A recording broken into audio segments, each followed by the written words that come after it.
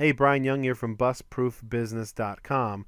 Today's question is, why do most businesses fail?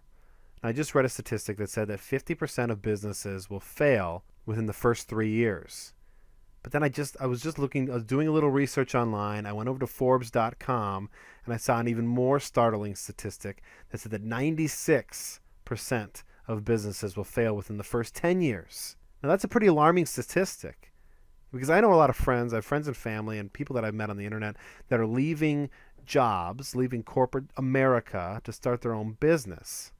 I mean, do they realize that the odds are not in their favor for their business to be around in 3 and even 10 years? Think about that. Only 4% of businesses make it past the 10-year mark. Now, I know there's a variety of factors that contribute to that turnover, but that's still a very startling statistic. And so this video is going to address the question why businesses fail. I think there's one main reason why businesses fail, and I'm going to share that with you.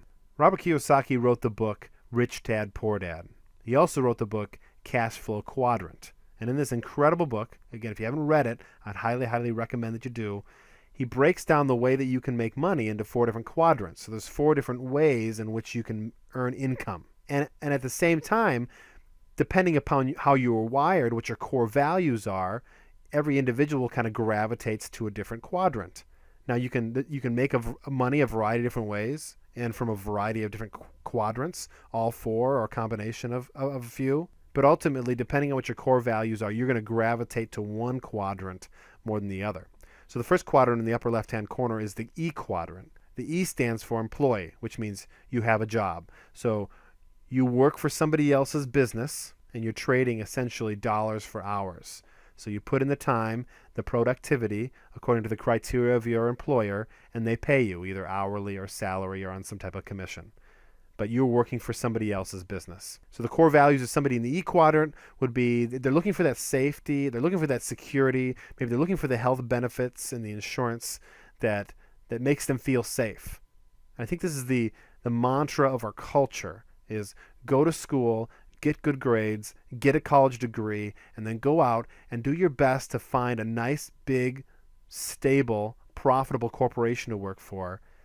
Get those benefits, get that constant paycheck, and maybe even some opportunities to work your way up a corporate ladder, and you will be successful. That is ultimately how our culture defines success. I mean, just the other day, I saw somebody post, they said, if I were to share that I just got a new job at a big corporation, I would get 50 comments and 150 likes. But if I post on my Facebook feed that I just opened up my own business, it's going to be crickets. It's going to be a handful of comments and a handful of likes. And that's because most of our culture defines success as by getting a good job. Now, right below the E quadrant is the S quadrant. Slightly different, but on the same side.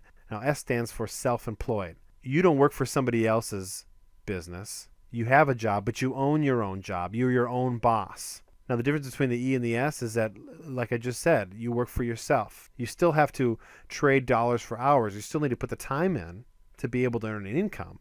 Just like with an employee, if you're a plumber, let's say, and you work for yourself, you own your own business, you're self-employed, you have to go and complete the work that's required of you to make money. If you stop working, you stop making money. But the benefit of being in the S quadrant for some people is that they don't have to answer to anybody. They're their own boss. And so again, the core values of somebody in the S quadrant would be, they'd probably say something along the lines of, if you want to get a job done right, you gotta do it yourself. It's a solo act. So we bump into a lot of people in entrepreneurism online. Me and my business partner, Greg Murphy, we sell physical products. We sell books on Amazon. And most of the people that we rub shoulders with in our forums and at events and different conferences that we go to would be classified as an S quadrant business, because it's either them or maybe them and their spouse. They do all the work.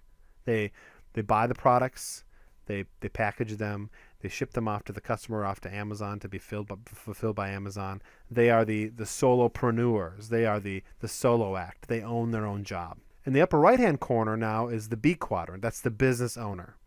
And how this differentiates itself from the S quadrant is you own a system and people work for you. So instead of you being your own boss and owning your own job and trading dollars for hours. The difference between an S quadrant and a B quadrant is the B quadrant business owner will build a business system, will build a team, outsource all the work, specialize all the work, get it outsourced, and then manage the system. The core values of somebody in the B quadrant is, I'm looking for a good system, a good network of the smartest people I know to help me run my business. So again, it's finding people and bringing people together, and then using the synergy of a well-trained and organized group to bring everybody to success. The next quadrant is the I quadrant, the bottom right-hand corner, and that's the investor quadrant. Normally we trade dollars for hours, but in this quadrant what you're doing is you're taking the money that you've already earned and you're making it work for you. Instead of just sitting in your bank hardly earning any interest at all. If it's earning any interest, it's definitely not keeping up with inflation.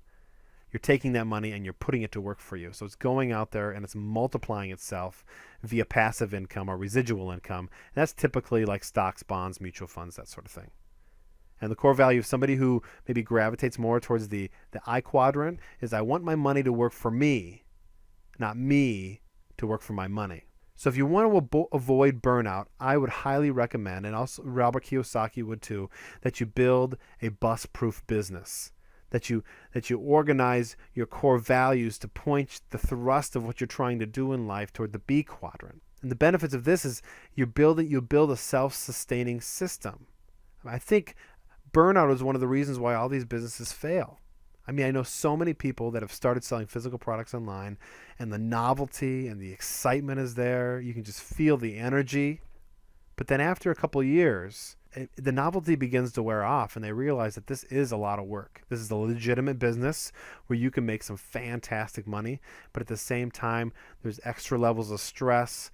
There's lots of uncertainty. You're not getting those benefits. You're not having that security that you get with a regular job, and people begin to start to wither away. And once you lose that passion for this business, it's really hard to keep going, especially when the times are tough. But with a business system, you're what you're doing is you're taking people that have certain strengths and you're putting them in a position to succeed within the framework of a business, and you're just letting the system operate itself.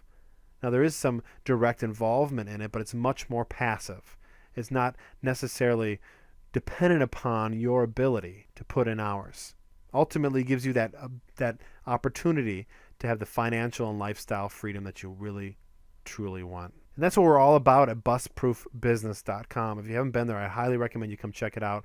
Tons of free articles and videos regarding the tips and tricks that we'd recommend that you employ, and the tips and tricks that we use in our own business to get the financial and lifestyle freedom that we want, and that we know that you want too. Again, it's the entrepreneurial approach to online business. It's taking a business model of maybe selling physical products on Amazon and finding the right people to plug in so you can build this system so that if you want to take a break, or in the analogy of our business, our bus-proof business, if you get hit by a bus, it won't have a major impact on your business because you've put a nice, well-functioning system in place to operate without you. So whether that's injury, or whether that means you want to do some traveling, or whether that means you just want to spend more time with your family, your kids while they're young, or maybe you want to donate your time to a nonprofit, or maybe you'd like to go pursue some other endeavor. You can. You have the freedom and the financial ability to do that because you have a self-sustaining system in place that operates itself. I mean, Greg Murphy and I, just a couple months ago, both took extended trips away from home and away from our businesses. I took my family to Puerto Rico for 20 days. And Greg Murphy was gone for, I think he was gone for 6 weeks. And our business, not only did our businesses continue to operate and continue to turn a profit, but they were growing while we were gone, which is an incredible thing. So ultimately, that's what we want for you. We want you to be able to have the freedom to do what you want to do with your life. And we feel like the best way that you can accomplish that goal is to take whatever business you're in and make it bust-proof. So again, check out the website. I'd be happy to interact with you there. Thank you so much for watching this video, and we'll chat later.